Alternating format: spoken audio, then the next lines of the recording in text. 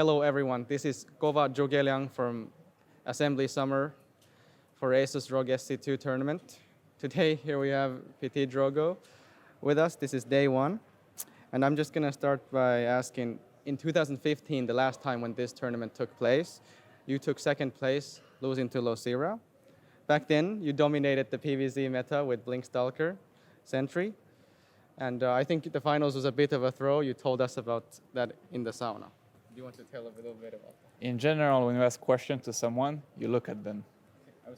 Yeah, I know, but you're not interviewing them, you're interviewing me. Okay, let's look at each other. I know if this is your first interview, so just telling you the basic, you talk to the person you're asking the question.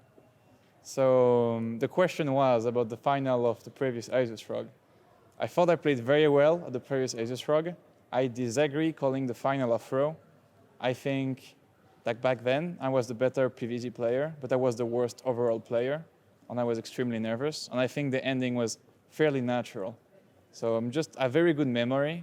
And yeah, like when you do have good results, you want to have more good results. So naturally, I tried harder for my next events, but this was more like a continuity thing.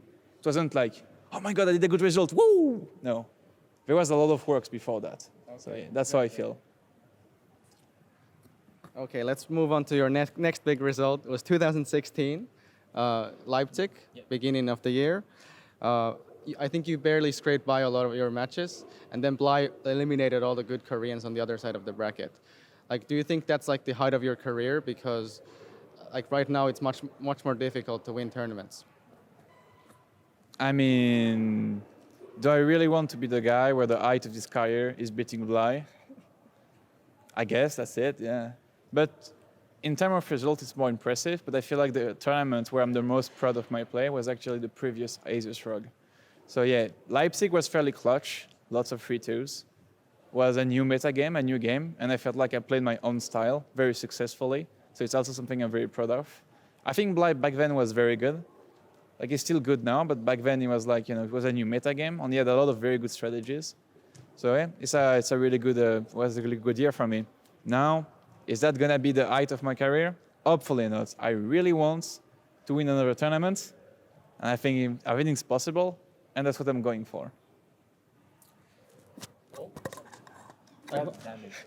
I'm sorry. I hope the viewers didn't hear. It won't hear that badly.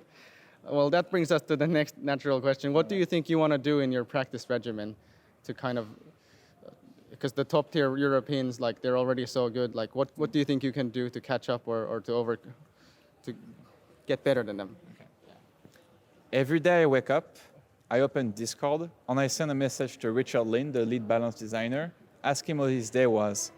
And after a lot of chit-chats, I tell him what I think should be done to fix the game, and he takes it into consideration.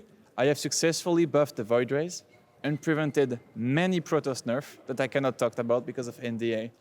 But I spend a lot of time trying to search like what Richard Lin likes, you know. I stalked his Facebook. He's a very big fan of metal bands, which we chat a bit about that. And after I'm done with my research, yeah, I compose a good message. And I mean, I'm very successful. We still haven't seen any Protoss nerf. They keep getting delayed. And I don't think that's for no reason. I have a big part to play in that, and I'm very proud. Sometimes I also practice, but that's when I feel like it. Like mostly all of my discipline goes into balance winding. It's very important to me. Sounds like you're a great politician behind the scenes. Well, let's go into, okay, so let's talk about the French scene, O Gaming. So you have, and also some of the LANs going on over there. Do you think those LANs help you as an established player, or do you think they affect more for the upcoming players, the newer players? There used to be a lot of LANs. Now there's a couple of them. There's actually more LANs this year than last year, so that's pretty nice. But it's mainly like online tournaments. And right now, as an established player, it's more of like one of the things I play. It's not really something that helps me. I'm assuming that, yeah, it's great for the up-and-coming French players to have something to play in, so I'm definitely not going to badmouth it. But at some point for me, you know, underdogs, just, you know, I want so many of them that now when I win another one, like, you know, it's kind of like when you're with your wife for 20 years, you know. You're kind of bored after a while. I mean, I don't have a wife for 20 years. Just assume that's how it feels. So yeah, that's how I feel about the French scene. That's great. That's a great answer. Okay, let's talk about a topic that I'm very passionate about. So, how has going vegetarian slash vegan impacted your life? And does it help you in StarCraft 2 practice? For example, eating a lot of animal products might make you feel heavy, and plant foods are good for the brain, good for StarCraft.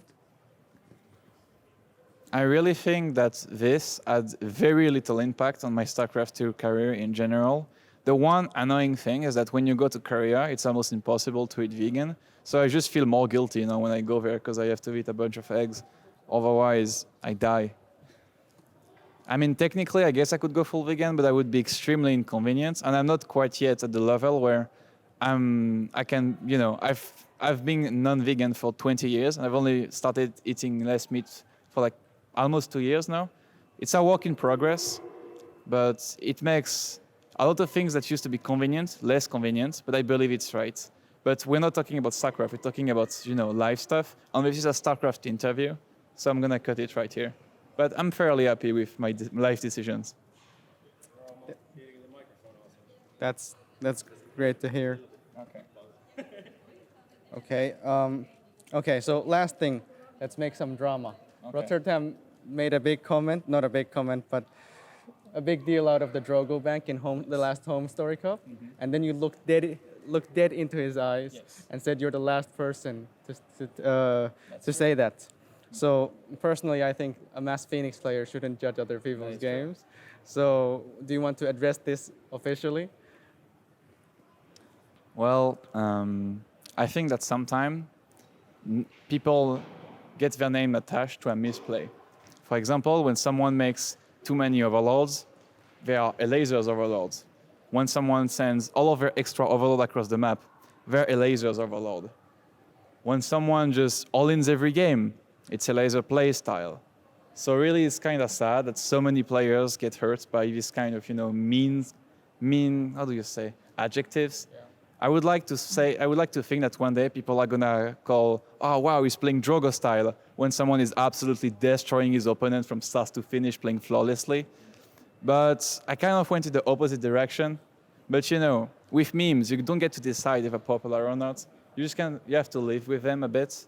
So starting from tomorrow, I'm gonna have a Drogo Bank emote in the chat. So if you want to flame someone in any stream chat about how they're unable to spend their money, I recommend subbing to my stream for the most accurate StarCraft insults you can throw at them. Thank you very much. Thank you a lot for this interview, and I think the fans are going to enjoy it. Thanks. We better do.